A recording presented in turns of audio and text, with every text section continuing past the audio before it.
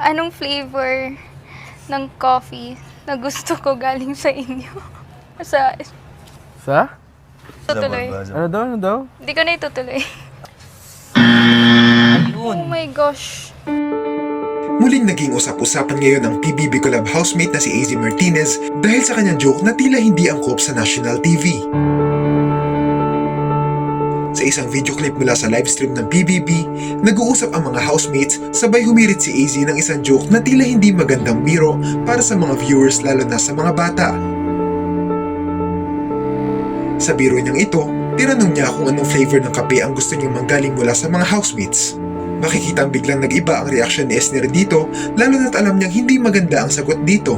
At ilang segundo lang pagkatapos niyang masabi ang joke na ito, maririnig ang tunog ng buzzer na nangangahulugang isa itong violation. Panoorin ang video. Pwede yung sa akin. Kanina ako nag-iisip. Kaya nga. Eto, fill in the blank. Fill nyo na lang sa utak nyo. Pero wag nyo sasabihin. Oh. Huwag na lang. Anong flavor ng coffee na gusto ko galing sa inyo? Sa... Anong flavor ng coffee na gusto ko galing sa inyo? Sa... Inyo? Sa...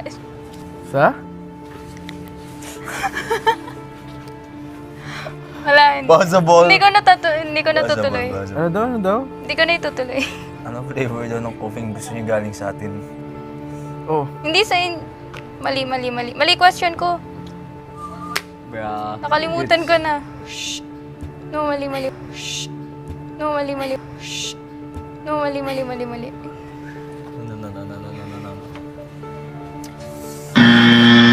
Oh my gosh. Oh my gosh. Oh my gosh. Bakit? Ano yung joke? Sorry. Kira, sorry. Bakit? My God. Just wholesome here. Sino yung joke? Ako. Kira, I'm sorry. OMG, girl. Ano yung joke? Parang may oopsie here, no? Balik na lang tayo sa ano?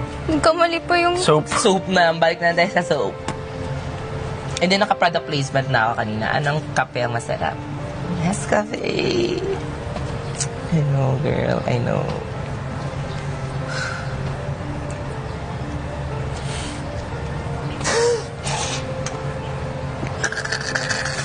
Oh my gosh, Kira. Matay ako. Quiet na ako today.